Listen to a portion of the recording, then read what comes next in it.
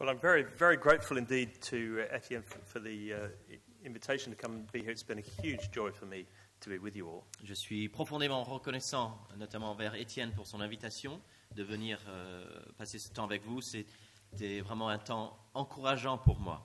It's always wonderful to meet brothers who have the same passions and are seeking to do the same thing. C'est toujours un régal de se retrouver avec des frères qui partagent une même passion, qui cherchent à faire le même travail. As you know, there's been political division in Britain recently over Brexit, and I'm not in favour of Brexit. Vous le savez bien, il y a un désaccord politique au Royaume-Uni sur la question du Brexit, et je vous dis tout simplement, je ne suis pas en faveur du Brexit. But whatever happens politically and economically, I'm determined there will be no spiritual Brexit. Donc, quelle que soit l'issue politique ou économique du Brexit, ma détermination est entière. Il n'y aura pas de Brexit spirituel. We need one another as brothers and sisters around the world and certainly in Europe. Nous avons besoin les uns des autres, dans le monde entier, mais certainement ici en Europe. I think too often we've just functioned in our own little countries. Trop souvent, nous nous sommes cantonnés à notre propre pays. And then very often we've all looked to America for support and encouragement. Très souvent, on dirige notre regard vers les États-Unis pour le soutien et l'encouragement. And we certainly owe a great deal to our American brethren. Et nous devons beaucoup de choses à nos chers frères américains. But they're a long way away, geographically and culturally. Mais ils sont très loin, géographiquement, mais aussi culturellement. And we need to keep finding brothers and sisters in Europe and encourage each other across national boundaries. Nous devons continuer à nous rechercher les uns les autres en Europe afin de nous encourager à travers les frontières des pays, frontières étatiques peut-être. So it's been lovely for me to know some of you over a number of years, and I've greatly enjoyed meeting others of you. Donc c'est un plaisir pour moi, pour certains, de vous connaître depuis des années, pour d'autres de vous rencontrer ces quelques jours et d'être encouragés par vous. And I'll be praying that this movement just keeps growing. Et ma prière, c'est que ce mouvement va continuer à croître et avancer, progresser. Because there's no greater need than to have the Word of God right at the heart of church life. Je suis convaincu qu'il n'y a pas de plus grand besoin que d'avoir la parole de Dieu au cœur de la vie des églises. And we pray that through the Word, the Lord would bring people to Christ and then grow churches in Christ. Notre prière, c'est que par sa parole, que le Seigneur attire des personnes à lui, et par sa parole, qu'il fait grandir en maturité les disciples de Jésus. So we need more people to be captured with this vision, to be set on fire as preachers of the Word. Nous voulons voir d'autres pris, captivés par cette vision, d'être enflammés par cette passion de proclamer la parole de Dieu. But we also need those who've got that vision to keep doing it. Et nous avons aussi besoin d'encourager ceux qui ont cette vision, qui sont convaincus de la puissance et de l'importance de la parole, de persévérer, de garder cette vision et de continuer là-dedans. And many of you are young. Beaucoup d'entre vous sont jeunes, That means you're younger than me. ça veut dire plus jeunes que moi. And you've got many years ahead of you, God willing. Vous avez, selon la bonne volonté de Dieu, beaucoup d'années devant vous. And the challenge is not just to do this for another year or 5 years. Le but, le défi, ce n'est pas simplement de prêcher la parole pendant 1 an, pendant 5 ans, But to keep doing it for 30, 40, maybe 50 years. mais si Dieu le veut, 30, 40, 50 ans. And if that's to happen, you need the help of God. It takes a miracle to keep you going in gospel ministry. Et si ça va se produire, si ça aura lieu, cela, eh bien, cela demandera un miracle de la part de Dieu. C'est essentiel d'avoir le soutien et l'encouragement du Seigneur pour continuer. On ne peut pas le faire sans lui. But you also need one another, so it's vital you keep meeting together. Et nous avons besoin, vous avez besoin, nous avons besoin les uns des autres. Il est donc essentiel que nous nous retrouvions régulièrement pour s'encourager dans cette tâche. And as the years go by, that gets harder. Au fil des années, ça va devenir plus difficile en fait. Ça deviendra plus difficile. So are the dates fixed for next year? Est-ce que les dates sont réservées pour l'année prochaine? Donc normalement, c'est juste après les vacances de la Toussaint, l'année prochaine. Is it in your diary? Est-ce que vous avez déjà réservé dans votre agenda PLP Write it down now. I'm not going to continue until you do. 2018? Je m'arrête, j'attends que vous ayez tous noté dans vos agendas. Je ne reprendrai pas la parole avant que tous ne l'aient pas noté dans votre agenda pour 2018. PLP, c'est essentiel. And then be thinking and praying, who could you invite to come? Prions, réfléchissons. Qui pourrais-je inviter? Qui pourrait nous rejoindre? If you leave it too late, they'll be too busy. Si vous attendez trop tard, si vous êtes trop tard dans l'invitation, ils seront déjà pris. And then keep coming. Make this a priority through the years to come. Continuons à venir, venez année après année, faites-en une priorité pour les années à venir. Because we need the encouragement Nous of avons one another. besoin de cet encouragement les uns envers les autres. It's a hard job. Prêcher la parole, c'est une tâche ardue. On page 28, you see at the top of the page a diagram describing the kind of things we're doing. Page 28, en haut de la page, un schéma qui représente ce que nous voulons faire, ce que nous faisons. And this takes a lot of work. Ça prend beaucoup de travail. There's first the task of understanding and trying to work out the original meaning. La première tâche, comprendre la signification originelle, ce travail sur le texte. And then the challenge to apply and work out what is the message today. Et puis la question de l'application, quel est le message pour aujourd'hui? And even once you've understood that, there's the challenge to communicate it in a way that is accessible. Et puis troisième défi, enseigner ou communiquer, faire passer ce message.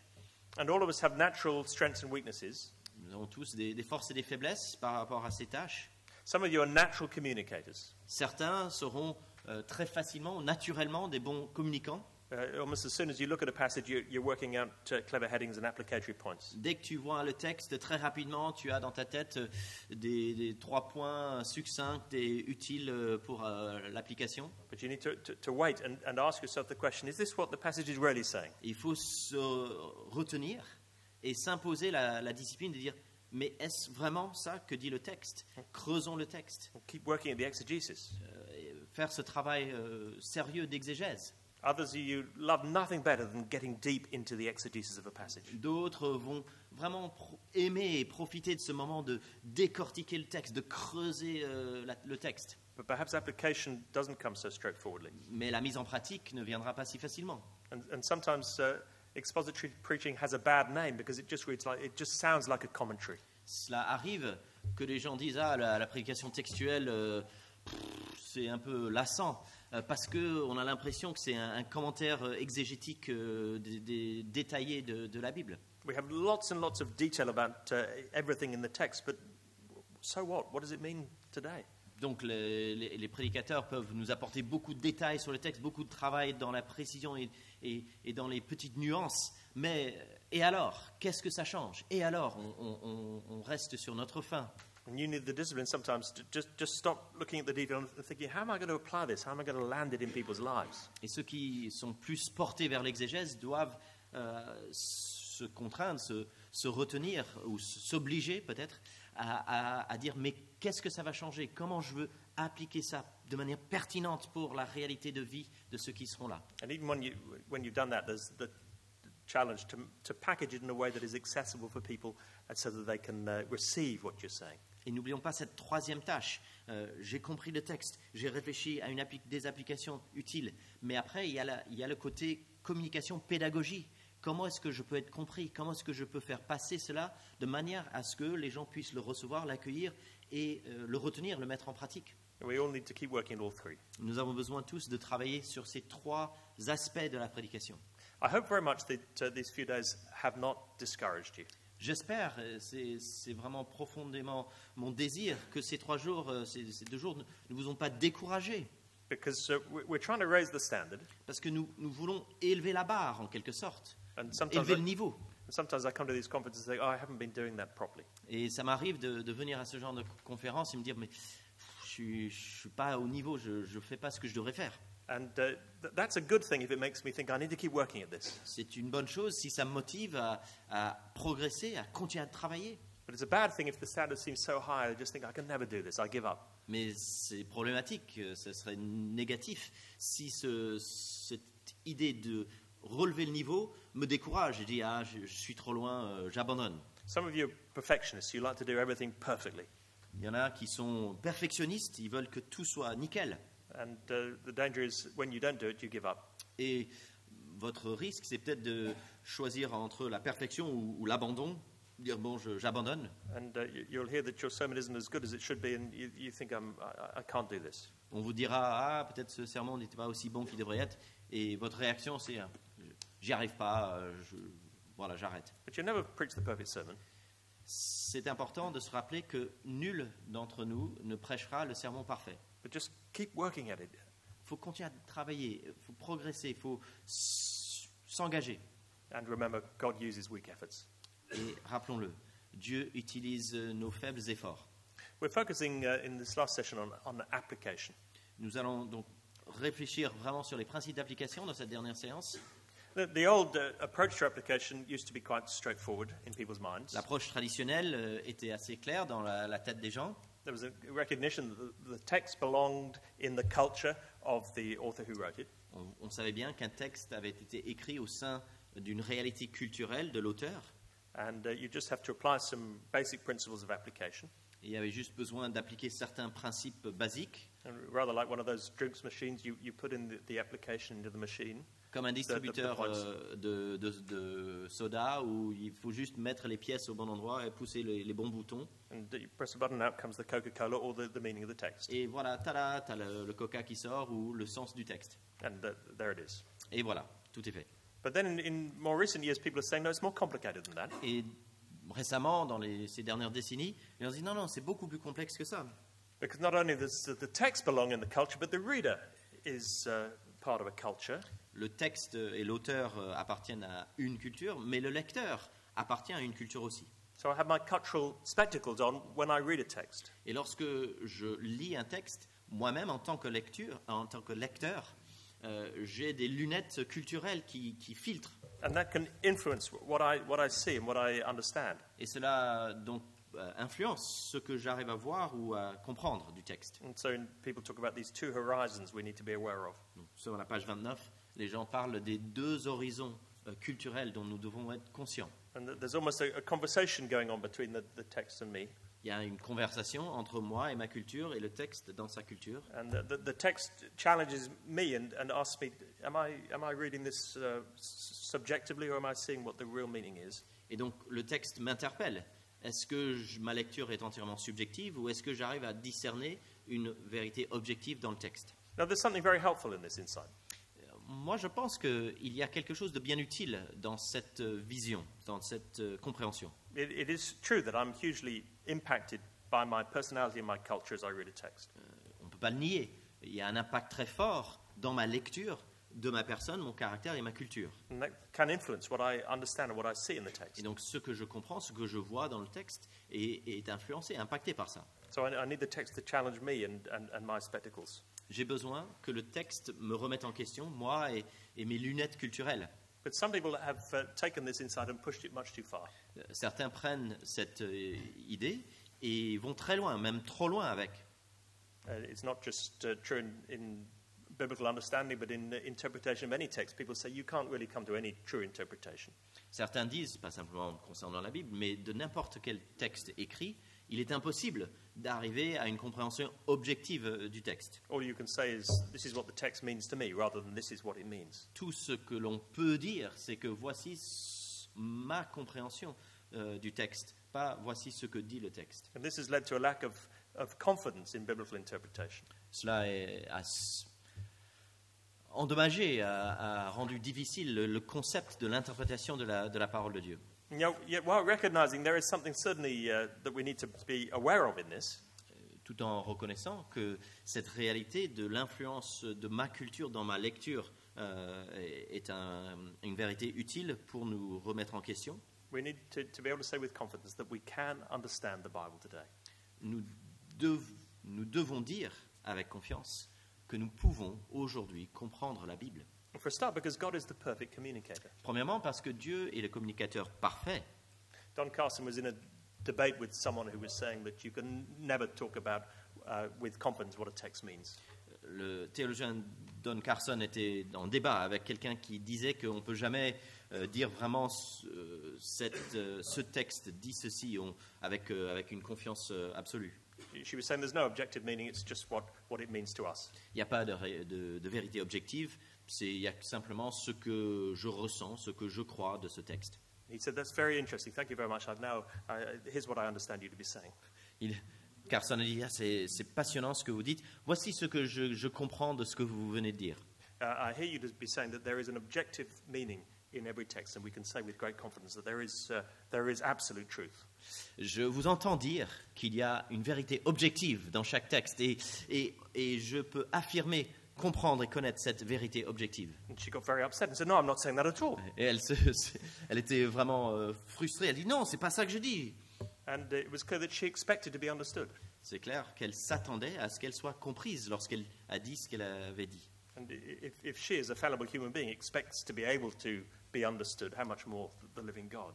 Si elle, en tant qu'être humain faillible, avait cette attente d'être comprise dans ses affirmations, combien plus nous devrions être confiants que Dieu, qui est le communicateur parfait, peut être compris lorsqu'il souhaite être compris. So we can understand that, acknowledge the complexity of these two horizons. Nous reconnaissons cette complexité. Il y a deux horizons, l'horizon du lecteur et l'horizon de l'auteur.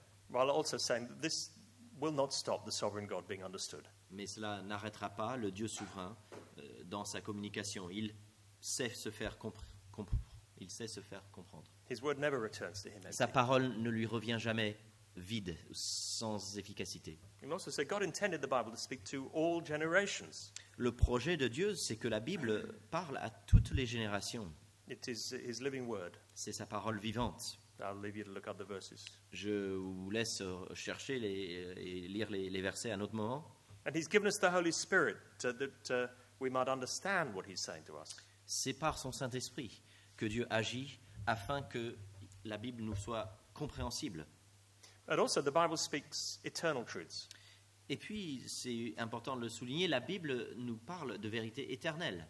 So it's not just speaking a particular message to a particular generation that has no relevance to anyone else. Ce n'est pas qu'un message à une génération particulière, précise, dans un temps précis, et qui n'a rien à dire à d'autres générations. Human beings haven't changed. Les êtres humains n'ont pas changé. Our great problem remains our sin and the wrath of God we deserve. Notre problème fondamental demeure, c'est-à-dire notre péché, l'injustice qui est inhérente en nous, et la colère juste de Dieu à notre égard. And God hasn't changed. He's the same yesterday and today and forever. Dieu n'a pas changé non plus, il reste le même, hier, aujourd'hui, à jamais. So although the message of the Bible is spoken into particular cultural contexts, Bien sûr, les textes et les messages bibliques ont vu le jour dans un contexte culturel précis et donné. it speaks eternal truths that apply to every generation. Les vérités enseignées sont éternelles et s'appliquent à toute génération. So we should expect to understand the Bible today. C'est notre attente, ça devrait être notre attente de pouvoir comprendre la Bible aujourd'hui. So here are some basic principles of application. Voici donc quelques principes d'application fondamentales. I think they'll be fairly obvious to you. Je pense que c'est des principes assez évidents. So I'll go through them fairly quickly and then give you an opportunity for questions longer, for questions afterwards. Je vais essayer de parcourir donc ces principes assez rapidement afin d'avoir un peu plus de temps pour des questions et des échanges. Now, principle number one, look for the original meaning. Premier principe, recherchons la signification originelle. What does the text actually say? Que dit le texte réellement? Because so many people start with the Bible text, but actually they're applying it in ways that are totally inappropriate for what the Bible is actually saying. Il y a plein de prédicateurs qui vont commencer avec le texte biblique, mais par la suite vont appliquer ou utiliser le texte biblique pour des arguments, des applications qui sont totalement étrangères au texte. So here's a very quick sermon on Romans 14, verse 1. Je vais vous faire un sermon très rapide sur Romains 14, verset 1. Accept him whose faith is weak. Accueillir celui qui est faible dans la foi. Now, my brothers, it's very important we do this. Frères, c'est très important que nous faisions cela. Because there's a variety of people here today. Il y a une variété de personnes ici. Some have very strong faith. Certains ont une foi très forte. You have no doubts at all. Vous n'avez jamais de doute. You're absolutely convinced Vous that êtes Jesus entièrement convaincu. is the divine Son of God. He rose again. He's coming again. Jésus est le Fils de Dieu, il est ressuscité, il revient. But it may be that there's some here whose faith is weak. Nous avons parmi nous, sans doute, certains dont la foi est faible. You're not convinced that Jesus was born of the Virgin, Vous n'êtes pas sûr que Jésus soit né d'une vierge. and you think he had something to do with God, but you're not sure he's the incarnate Son of God. Vous pensez qu'il a quelque chose à faire avec Dieu, mais vous n'êtes pas convaincu que c'est le Fils de Dieu incarné. And you believe in the resurrection in a vague kind of sense, but you're not sure he really physically rose from the dead. Croyez un peu vaguement à la résurrection, mais vous n'êtes pas sûr que physiquement Jésus soit ressuscité d'entre les morts. And some of you with strong faith are tempted to judge your weak brother. Et certains d'entre vous, qui ont une foi forte, sont tentés par un mépris ou un jugement à l'égard de ce frère ou cette sœur faible. You're even wondering whether he should be a preacher. Vous vous posez la question, est-ce qu'il devrait être un prédicateur? Well, you need to repent of your pride. Vous devez vous repentir de votre orgueil. Because the Bible says, accept him whose faith is weak. Et donc, la Bible nous dit, accueillez celui qui est faible. And we need to welcome into preaching ministry even those who don't believe in Christianity at all, but believe in Islam. Et nous devons donc l'accueillir dans la foi et même dans le ministère de la prédication, même celui qui ne croit pas forcément à la foi chrétienne ou peut-être est musulman. Oh, let's include atheists. Et on va inclure les athées aussi. Accept him whose faith is weak. Accueillez celui qui est faible dans la foi. Some of you are looking very worried. Certains d'entre vous m'ont l'air très soucieux, anxieux de ce que je vous dis. Don't worry, I don't think this is what Romans 14:1 says. N'ayez crainte, ce n'est pas ma compréhension de Romains 14, verset 1. Because good application flows from good exegesis. Une bonne application, mise en pratique du texte découle d'une bonne interprétation. Ou une bonne application commence toujours par une bonne interprétation, mais c'est l'interprétation, la compréhension du texte qui doit conduire l'application. And if you know Romans 14, you'll know that I've completely misapplied it. Et si vous prenez 5 minutes pour lire Romains 14 dans son contexte, vous verrez que je suis en train de l'appliquer de manière totalement injuste et fausse quant à l'intention du texte. Because Paul is not talking about doctrine in Romans 14. Paul n'est pas en train d'aborder la question d'une faiblesse de la foi dans certaines doctrines. He's talking about some people whose conscience won't let them eat certain foods. Il parle de personnes dont la conscience les retient, les empêche de manger certaines nourritures. Or to be free from certain Jewish holy days. Ou d'avoir la liberté de ne pas faire la fête sur certaines fêtes juives historiques. But the strong know they're free in these areas. Mais l'homme fort, dans sa foi, il est libre dans ces domaines. And Paul says, don't divide over these issues. Ne vous divisez pas sur ces questions secondaires. So you've got to start with the original meaning. Commençons. Nous devons commencer par le sens originel, la signification originelle. And then number 2, look for the goal of the text. Deuxièmement, recherchons le but du texte. Remember, we're looking for the punch always. Rappelons-le, nous cherchons l'élan de la boule de feu ou la ligne de force du texte. What was this passage designed to do? Dans quelle optique, quel était l'objectif dans lequel ce texte a été écrit? What's the big idea? C'est quoi l'idée principale? That will help me apply. Cela va vraiment être essentiel pour m'aider à appliquer de manière juste le texte. When I remember that the passage is an application. Lorsque je me rappelle que le texte, c'est une application. It's never just saying some truths. La Bible n'enseigne jamais des vérités sans qu'il y ait un impact, sans qu'il y ait un but dans l'enseignement de ces vérités. There's always a reason why these things are being Il y a said. toujours une raison pour laquelle ces choses ont été dites. And so if I can try and work out what was this passage designed to do, I can see it's moving. Si j'arrive à comprendre ce pourquoi ce texte a été écrit, ce vers quoi cela va tendre, quel est l'élan et la ligne de force qui est dans le texte. So maybe the passage says God is love.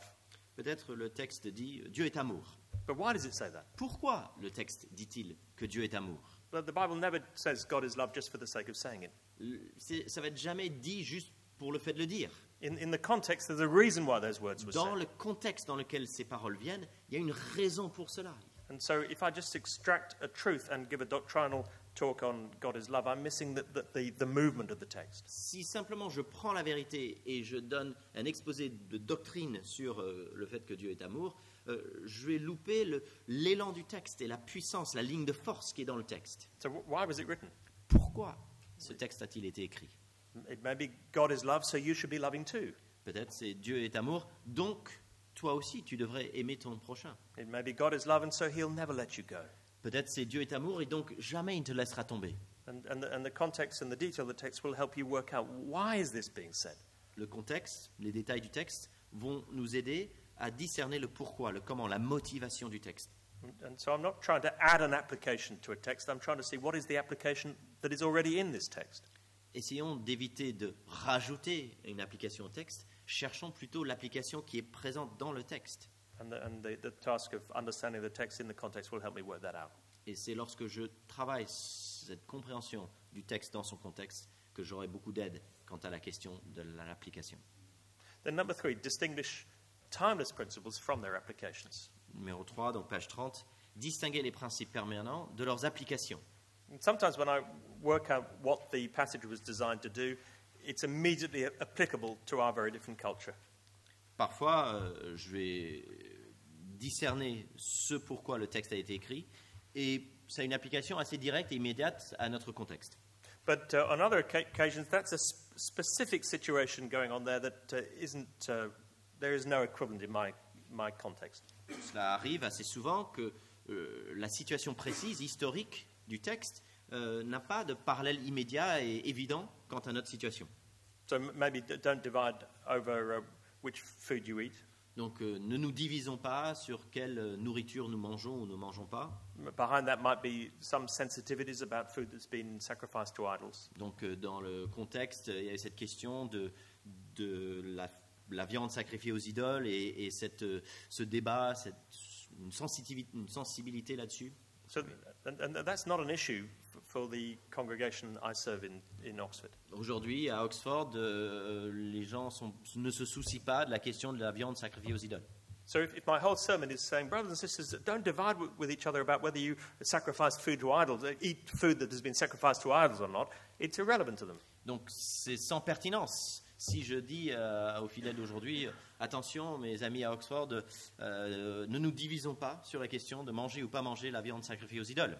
But I've been to many parts of the world where that's a very relevant subject to this day. J'ai déjà été dans plusieurs endroits dans le monde où aujourd'hui, à présent, ce sujet est parfaitement pertinent dans son premier sens. So in that context, I might well just preach it as it is. Dans ce contexte-là, on peut le prêcher tel qu'il est, ce texte. But in Oxford, I need to distinguish timeless principles from their applications. Donc, à Oxford, j'ai besoin de distinguer des principes permanents, des principes éternels, à partir des applications premières du texte. So to go from the particular to the more general. Je prends le sujet précis et particulier et je prends un pas de recul pour généraliser le sujet. So I'm trying to work out for Romans 14, for instance, what's the equivalent kind of issues today?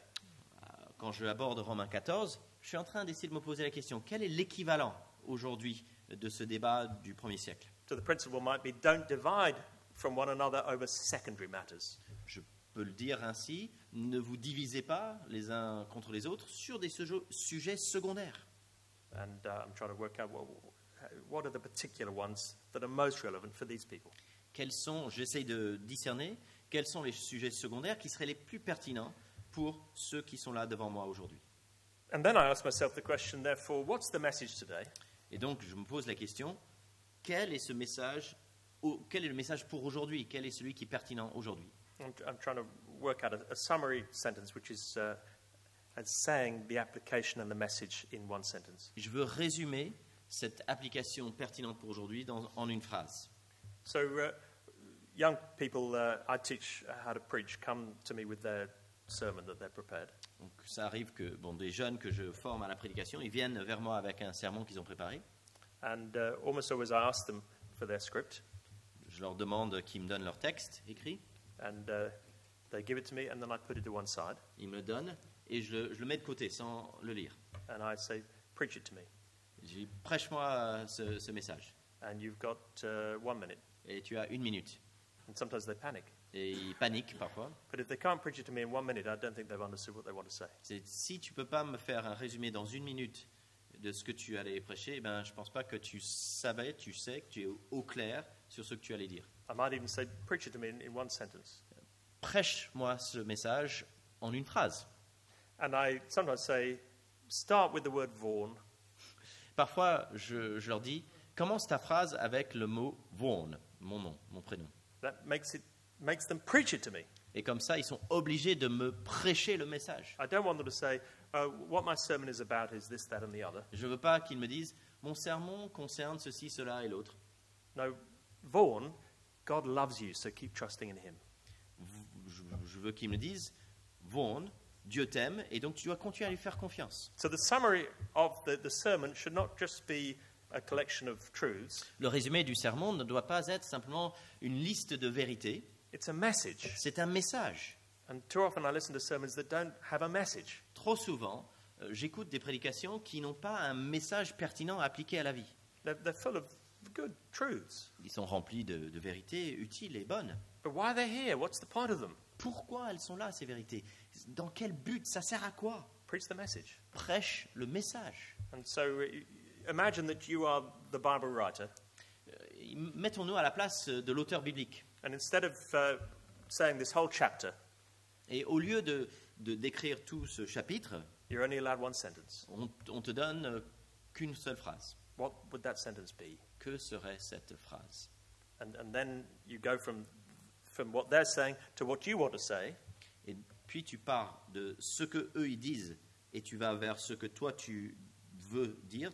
and sometimes that means you going a bit more general because the particular that doesn't quite apply. Parfois, à ce moment-là, il faut élargir le principe parce que la situation précise et particulière, l'occasion du texte ne s'applique pas directement. What's your sentence? Quelle est ta phrase?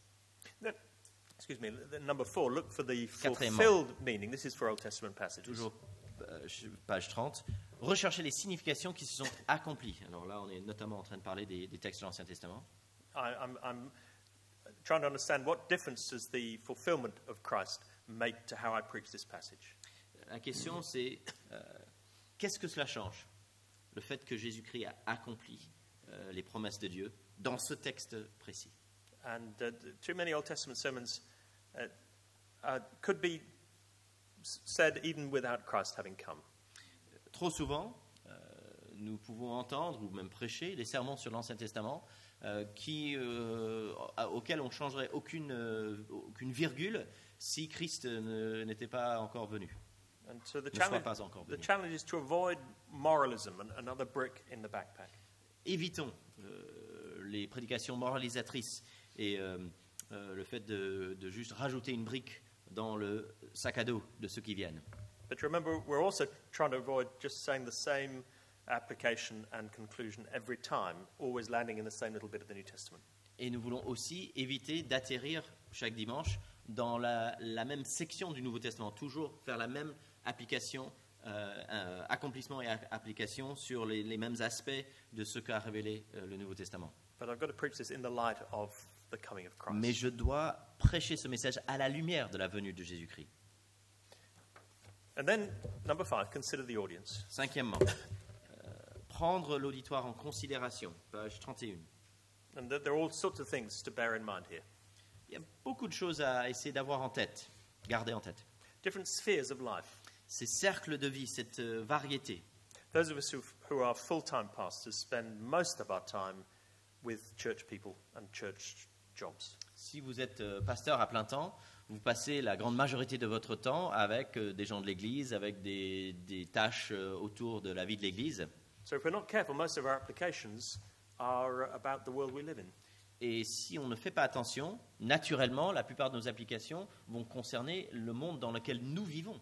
And we're encouraging people to get more involved in church or to love their brothers and sisters in church. On va encourager les gens à plus s'impliquer dans l'Église, mieux aimer leurs frères et sœurs dans l'Église.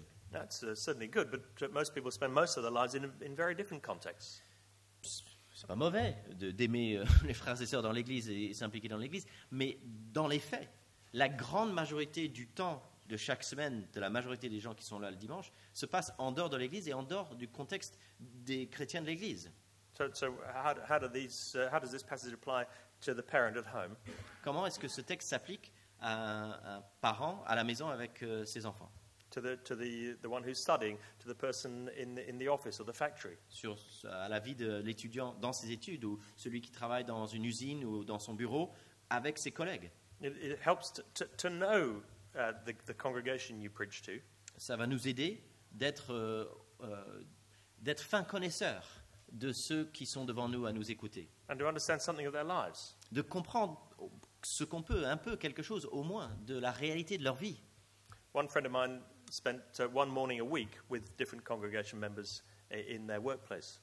J'ai un ami qui avait l'habitude de passer une matinée par semaine à accompagner les chrétiens de son église dans leur vie ordinaire, leur lieu de travail. I've never done that, but I can see the value of it.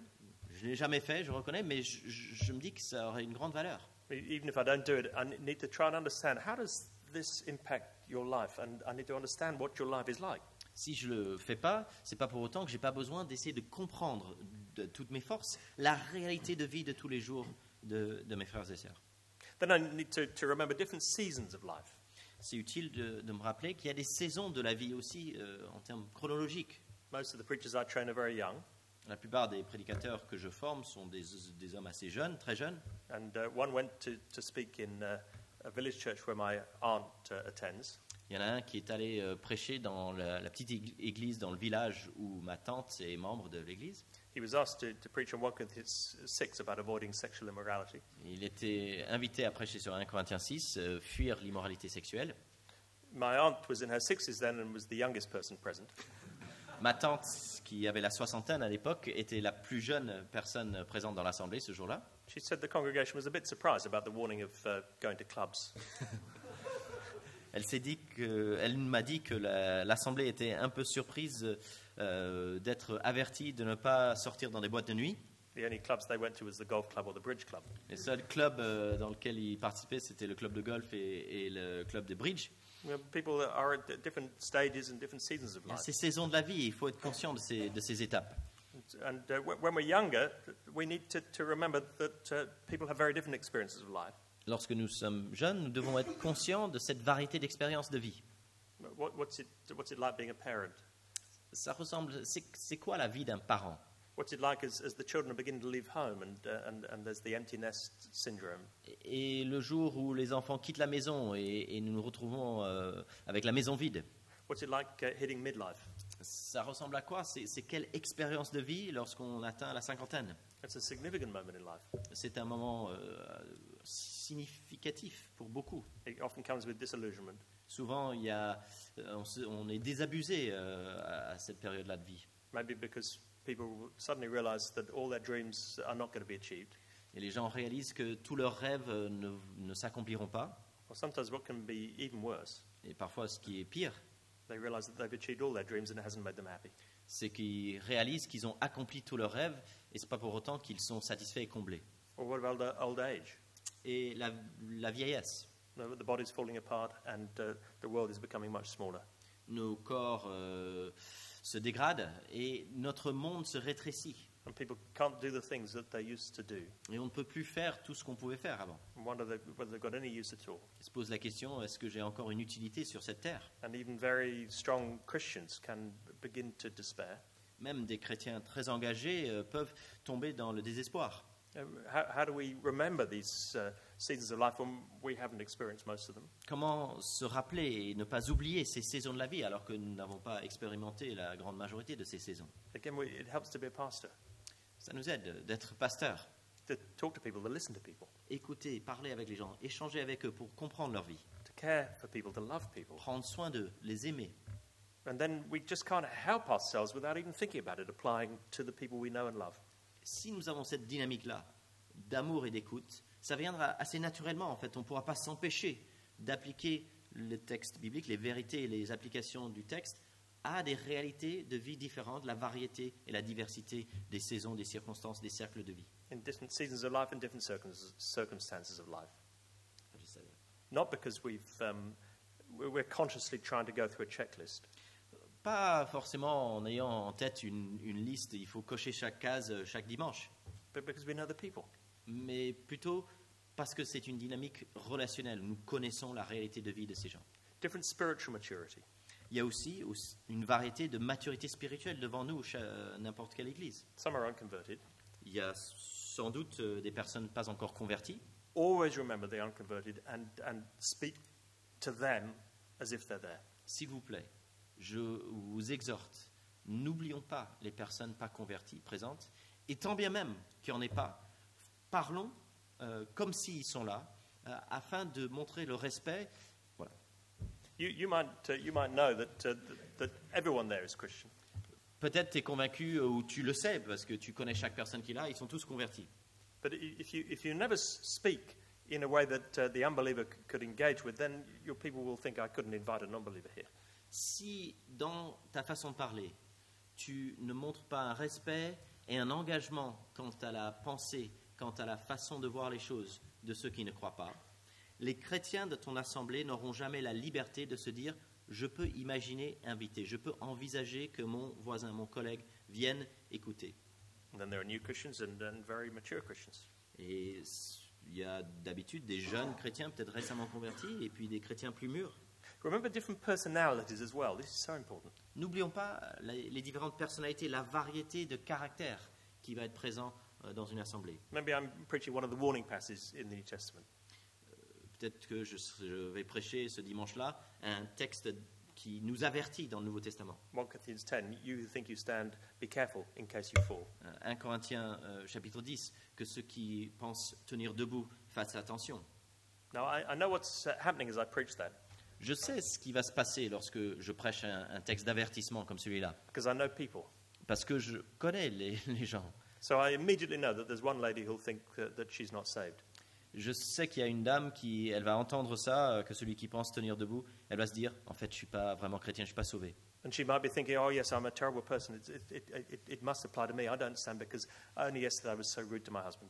Elle va se dire, moi, je suis vraiment un gros pécheur, je suis quelqu'un d'horrible, je ne tiens pas debout. Hier, j'étais désagréable avec mon mari.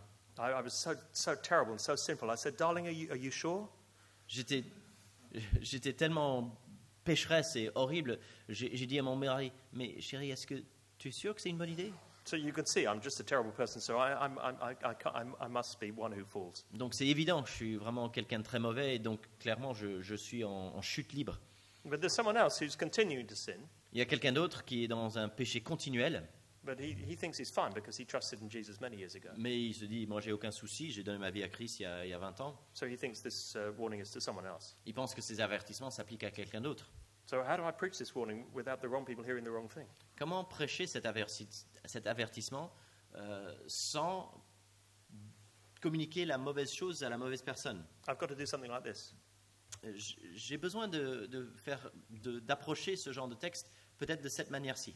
Now, there'll be some people thinking, oh, this is me because I've done bad things, and maybe you're conscious of a sin this week. Il y en aura qui vont entendre cet avertissement et vont se dire, mais ça s'applique à moi parce que je suis pécheur et cette semaine j'ai commis ce tel péché terrible. And you feel really guilty about that. Et tu te sens vraiment coupable par rapport à ça. You know that's a great sign spiritually.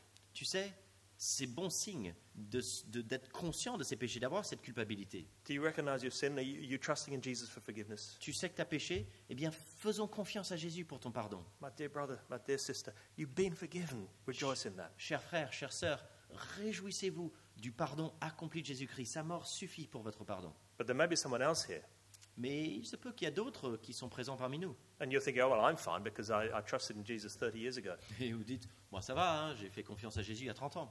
Oh, I know I'm in an adulterous affair, Je sais que je vis un adultère en ce moment, but I've trusted in Jesus, so I've been forgiven. mais j'ai fait confiance à Jésus, donc mon pardon est acquis. No, if you continue to do something you know is wrong and keep doing it without any attempt to repent, Je dois vous avertir, si vous êtes dans un péché grave et si vous péchez et vous continuez dans ce péché et ne vous cherchez pas la repentance, then there's no evidence in your life that you really believe.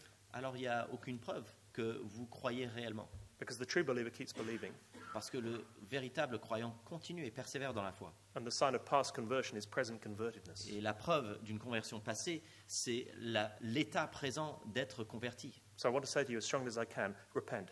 Et donc je vous dis avec la plus grande insistance, repentez-vous.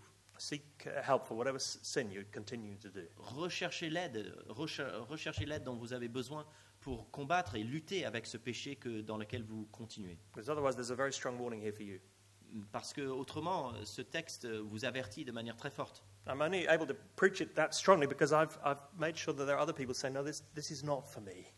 J'ai seulement la liberté de prêcher un avertissement avec une telle force si j'ai sécurisé les gens qui seront tentés de mal entendre le texte. And again, it helps to be a pastor. Ça nous aide d'être un pasteur aux côtés des gens. Because you're studying the passage, you're thinking of how people will respond to what you say. Dans l'étude du texte, tu vas être conscient et averti aux réponses diverses qui seront dans les têtes des gens lorsque tu proclameras le message. And then also be aware of church issues and national issues. Je suis aussi conscient que dans un pays donné, au niveau d'une culture, d'une nation, il y a des problématiques culturelles particulières dans ce pays, dans cette culture. I think I've said enough. Je pense avoir en dit assez. I've given some general principles. Now is an opportunity for you to ask questions. J'ai posé quelques principes de manière générale. J'aimerais vous donner la parole pour voir si vous avez des questions à ce stade des choses. Thomas. Deux questions. Est-ce qu'il faut, dans son plan, mettre des applications au fil des parties, s'il y a 3 parties, procession d'application? La deuxième question, est-ce qu'il dirait qu'il y a une application centrale, s'il y a une idée centrale, est-ce que c'est légitime de multiplier les applications ou est-ce que ça peut perdre les auditeurs et être à côté de l'intention de l'auteur? It'll depend on different for different passages. Donc j'aurai une approche qui varie selon le texte. So sometimes I'll apply all the way through. Ça m'arrive tout au long du sermon de lancer des applications.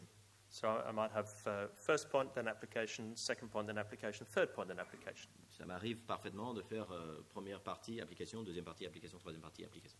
At other times, I'll leave most of the application to the end. À d'autres moments, je vais vraiment me concentrer sur l'application à la fin. But even then, I don't want them to be a surprise. Mais même à ce moment-là, je veux éviter que l'application soit une surprise en conclusion. So the introduction is always, I hope, setting up the application. Je vise que l'introduction au début déjà va poser le décor pour l'application. I don't assume that people are fascinated by ancient history. Je ne présume pas que les gens sont fascinés par l'histoire ancienne. So if I'm just describing what seems to them as ancient history and then coming to the 21st century at the very end, that can be dull. Si je passe la grande partie de mon temps à parler de l'histoire ancienne, il y a 2000 ans, les gens vont trouver que c'est un peu lassant. Et tout d'un coup, j'arrive à l'application à la fin, peut-être je les aurais perdus pendant l'exposé. So I want them to know right at the beginning that the issue that this passage addresses is of great importance and interest to them. Donc un de mes buts, c'est que dès le début, dès l'introduction, les gens se disent « mais ce texte a quelque chose d'utile et d'important pour moi, pertinent pour moi aujourd'hui ». So I'm trying to grab their attention in the introduction. Je veux saisir leur attention lors de l'introduction. But sometimes people grab people's attention by maybe telling a joke.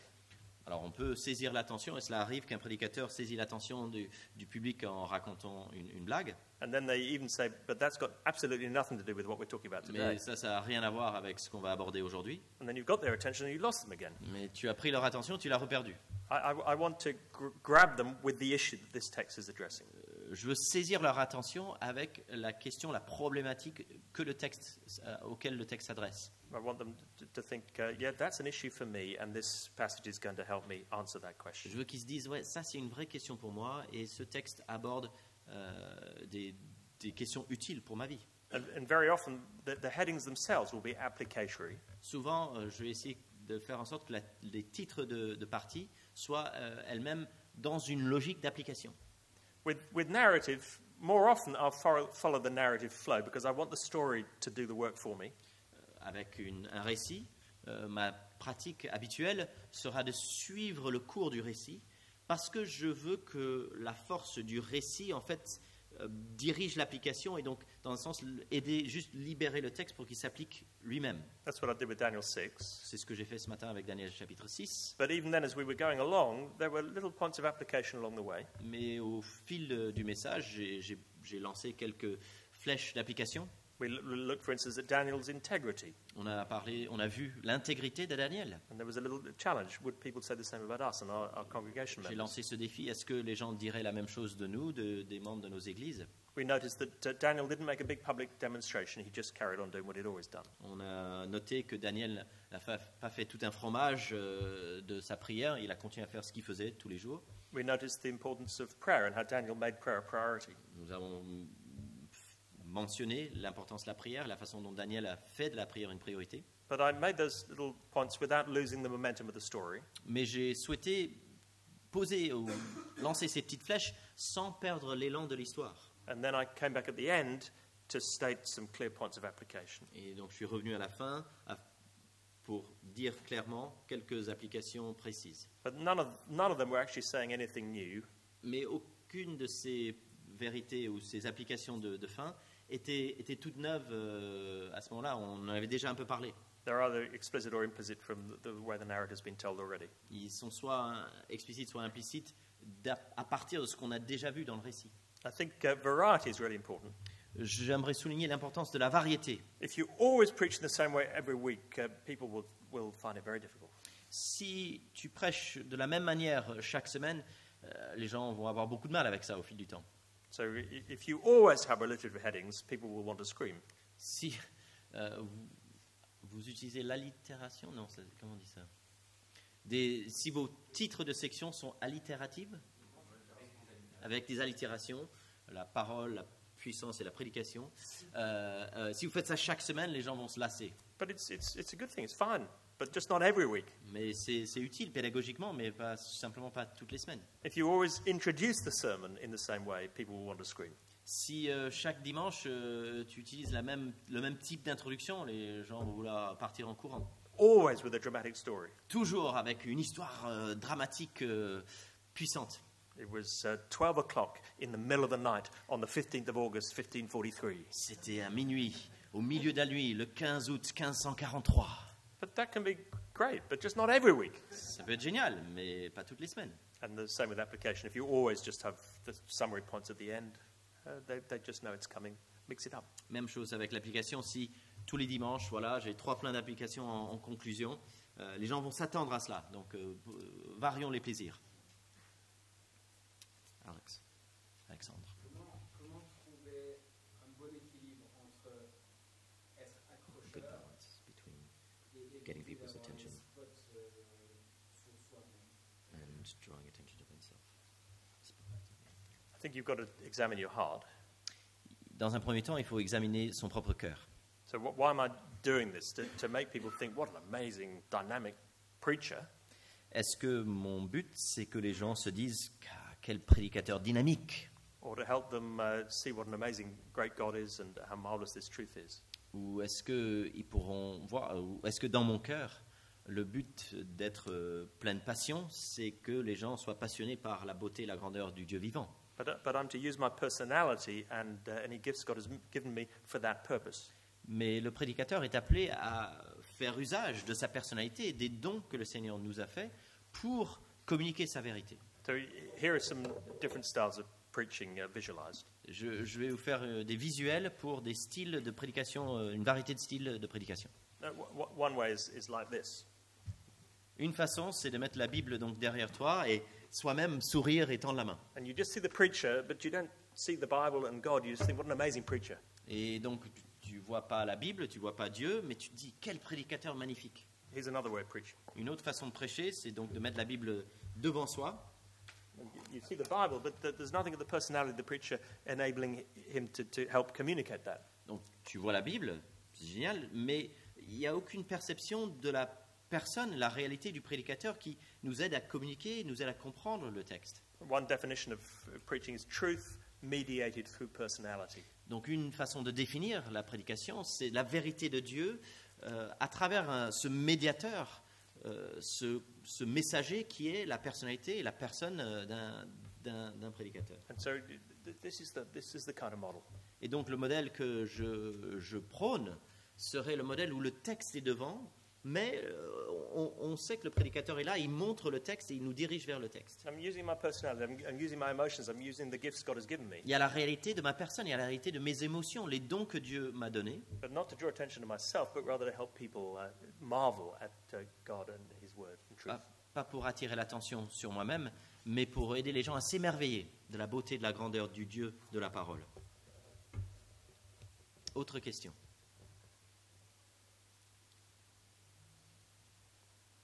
David. Je voudrais savoir s'il suit toujours l'ordre de l'histoire du texte, ou si des fois, par exemple, là, les trois personnages, ils étaient dans l'arbre de fer, et les sommets, c'était Dieu, donc c'était à la fin. Mais s'il peut laisser des fois les sommets, par exemple, sur Triangle de l'Arc. Jefferson not follow the order of the text for preaching's sake, as it were. I would normally follow through the order of the text. Tant soit possible, normalement, je vais suivre l'ordre qui est présent dans le texte. There are rare occasions where I might not. Il y a de rares occasions où cela peut arriver que je change l'ordre qui est présent dans le texte. For instance, on Sunday I was preaching from Habakkuk 2, Dimanche passé, je prêchais Habakkuk chapitre 2.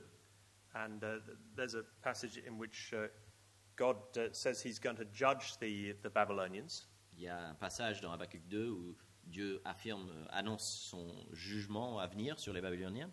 And it's a response to Habakkuk's plea that God, you shouldn't be using the Babylonians to judge the people of Judah.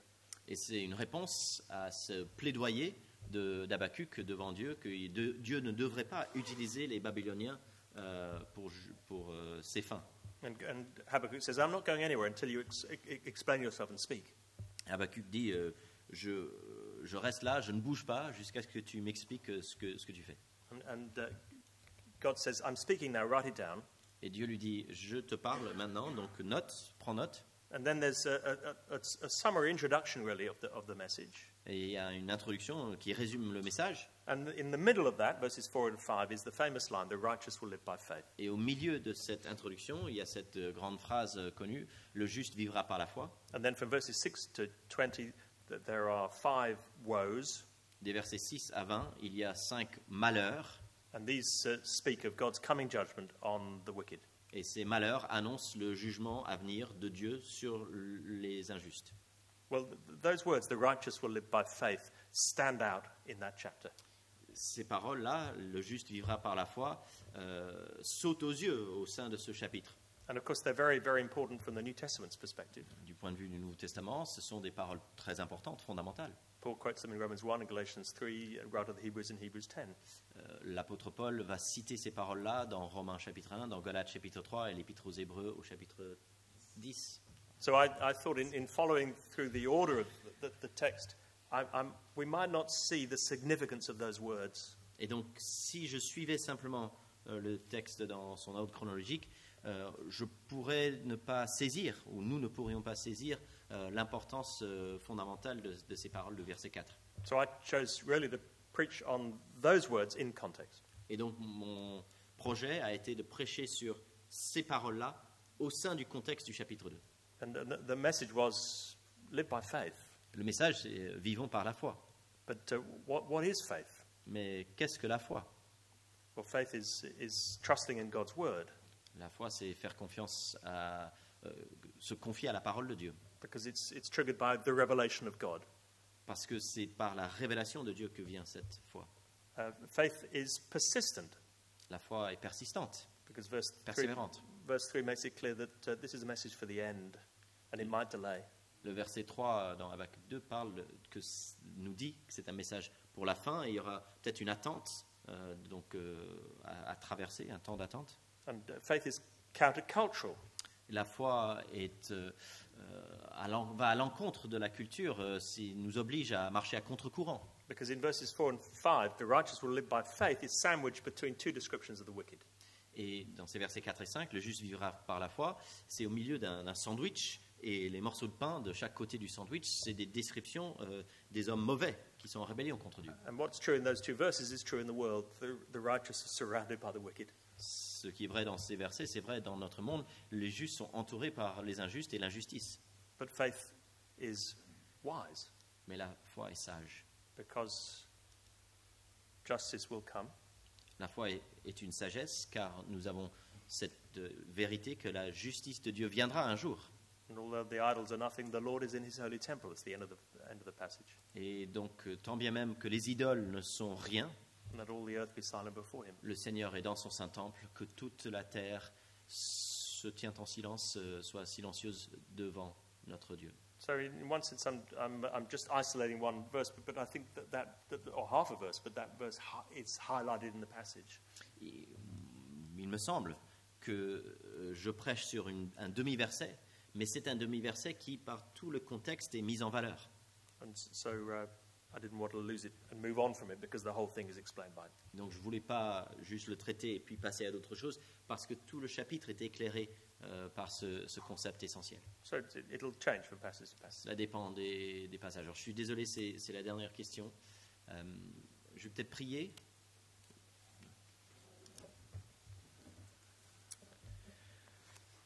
Le juste vivra par la foi. Seigneur, nous avons besoin de l'aide de son Saint-Esprit, que tu fasses de nous des hommes de foi qui te font confiance, qui restent confiants en ta parole, qui sont dépendants de ton esprit, qui sont soumis à Jésus-Christ. Seigneur, donne-nous de nous prosterner devant toi, que nos cœurs s'inclinent, Seigneur. Adoucis nos cœurs. Fais de nous des hommes qui sont profondément à l'écoute de ta parole, qui sont avec attention à l'écoute de nos frères et sœurs afin de comprendre leur réalité.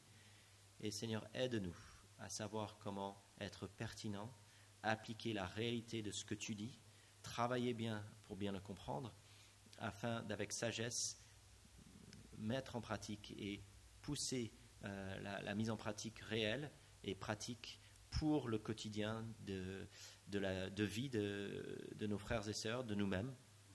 Seigneur, donne-nous cette sagesse spirituelle, ce discernement profond concernant ta parole et concernant la réalité de vie, et puis de savoir communiquer cela, d'être clair, d'être pertinent, d'être humble, d'être utile à toi dans ton œuvre, dans les cœurs des uns des autres. Seigneur, donne-nous ce privilège de monter à cheval sur cette boule de feu qui est ta parole et de suivre la force, d'être tributaire de cette ligne de force, de cette puissante élan qui sort de ta parole, afin que ton peuple soit nourri, édifié, corrigé, instruit dans la justice.